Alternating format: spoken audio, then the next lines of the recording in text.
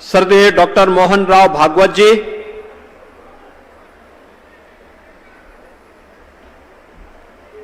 इस संपूर्ण कार्यक्रम के आयोजक और बाबा मस्तनाथ की इस परंपरा को नाथ संप्रदाय के मूल्यों और आदर्शों के अनुरूप निरंतर प्रगति के पथ पर आगे बढ़ाने वाले श्री महंत बालकनाथ जी योगी दुनिया के अंदर योग और आयुर्वेद को एक नई ऊंचाइयां प्रदान करने वाले योग गुरु स्वामी रामदेव जी,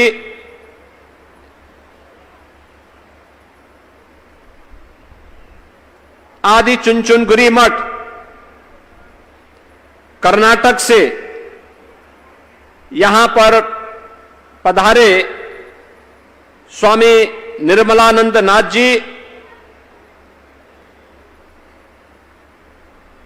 त्रिदंडी स्वामी चिन्ना श्री मन नारायण हैदराबाद से यहां पर पधारे रामानुज परंपरा के हमारे स्वामी जी महाराज,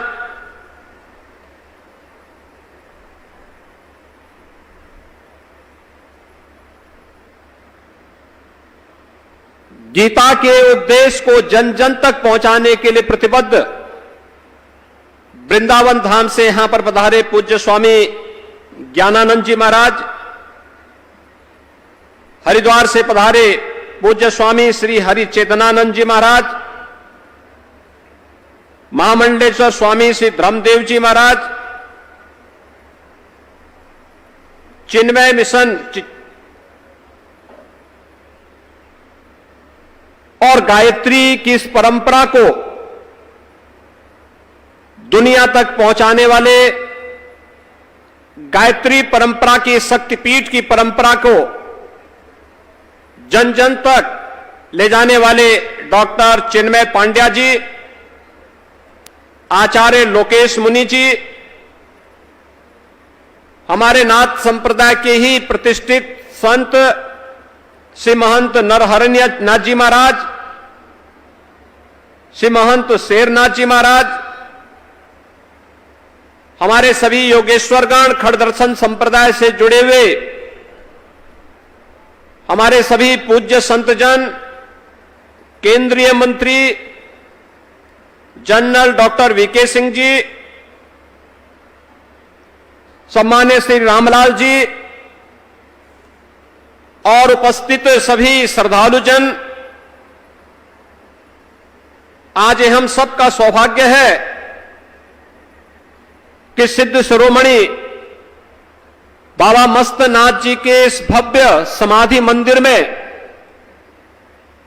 कलश स्थापना के इस भव्य आयोजन के साथ ही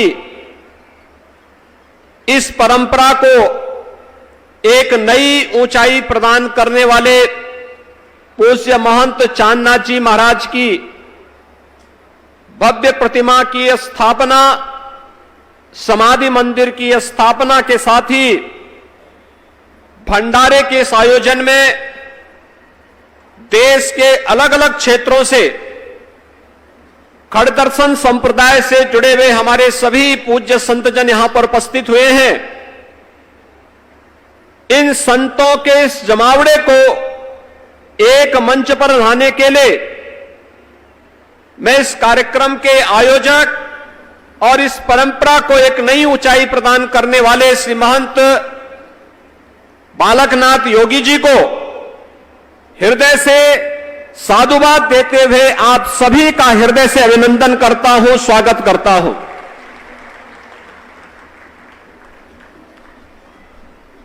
हम सब जानते हैं कि नाथ संप्रदाय भारत की सनातन धर्म की परंपरा का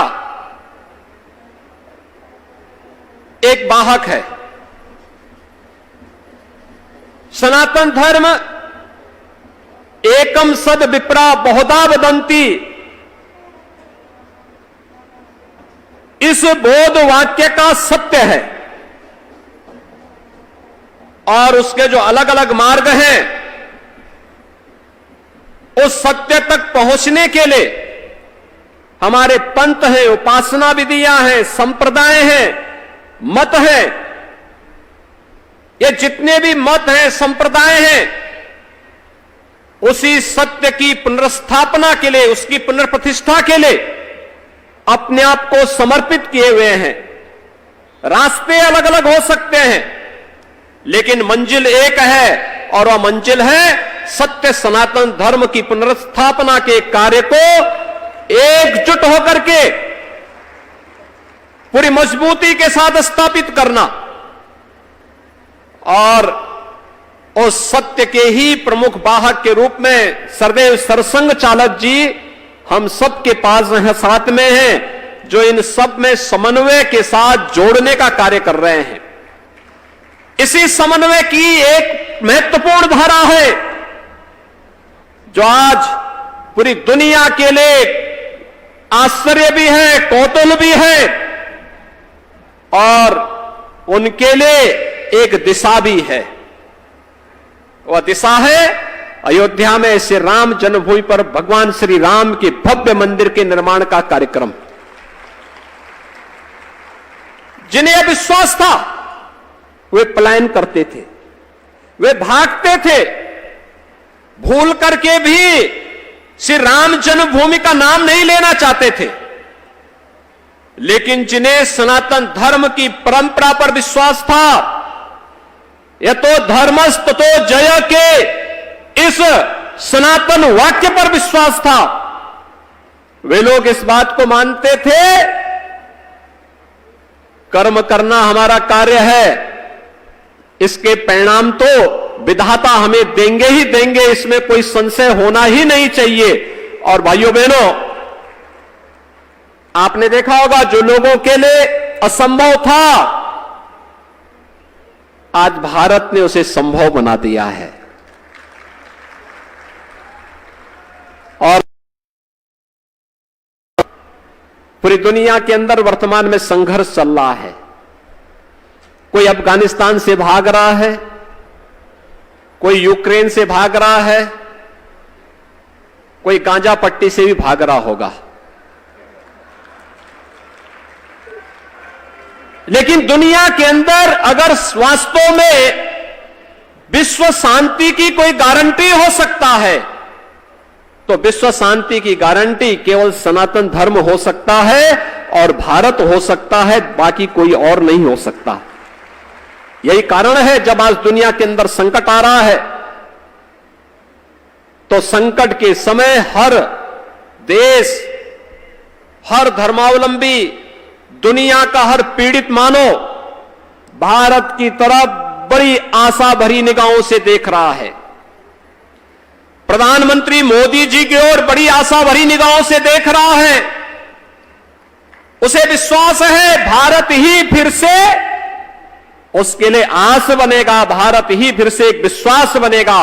और भारत की साहस और विश्वास के साथ जब भारत की 140 करोड़ की आबादी जुड़ती है, तो यह दुनिया की एक ताकत बनती है, दुनिया की एक ताकत। उस ताकत के साथ हम सबको जुड़ना होगा। आज का यह समारोह उसी अभियान को मजबूती प्रदान करने का एक अभियान है।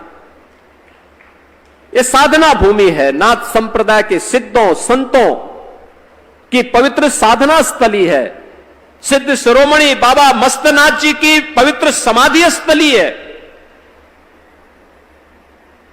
पूज्य बाबा महंत चांदनाथ जी महाराज ने जो संकल्प लिया था, और मुझे याद है उस संकल्प के दौरान जब यहां पर समाधि मंदिर की भूमि पूजन का कार्यक्रम हुआ था पूज्य महंत चांदनाथ जी महाराज के सानिध्य में, तब योग गुरु स्वामी रामदेव जी भी उस समारोह में थे।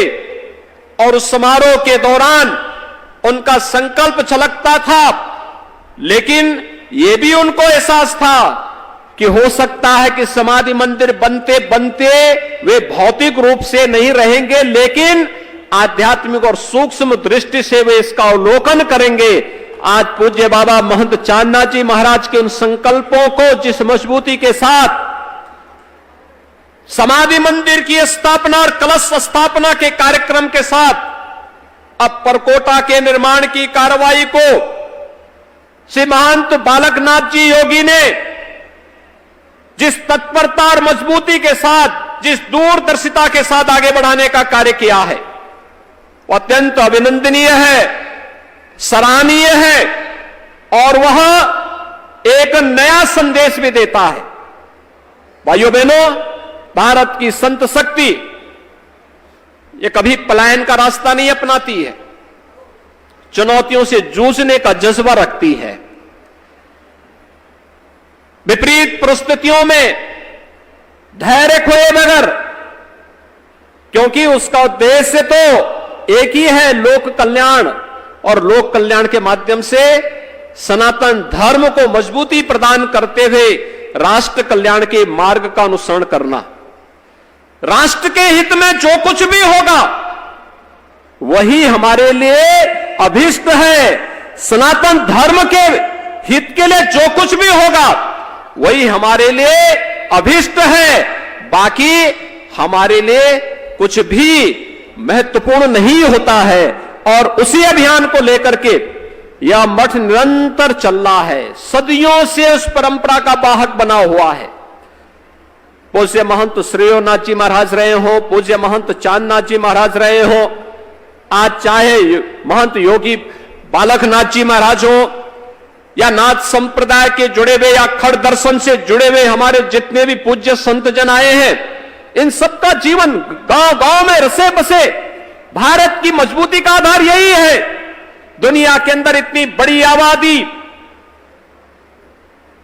सभी प्रकार के मौलिक अधिकारों के साथ अगर जी रही है, और उत्तर से दक्षिण तक, पूरब से पश्चिम तक आज भी भारत पूरी मजबूती के साथ एक भारत श्रेष्ठ भारत के रूप में अपने आप को स्थापित कर रहा है, तो इसके पीछे गांव गांव में बसे हुए, गांव गांव में जन जागरण के अभियान के साथ जुड़े हुए हमारे पूज्य संत जन हैं, जिसको केवल अपने इष्ट की आराधना के साथ ही जो सनातन धर्म के लिए, सनातन धर्म के मानबिंदुओं के लिए, सनातन धर्म की पुनर्प्रतिष्ठा के लिए अपना सब कुछ समर्पित करने के लिए सदैव तत्पर होता हुआ रहता है।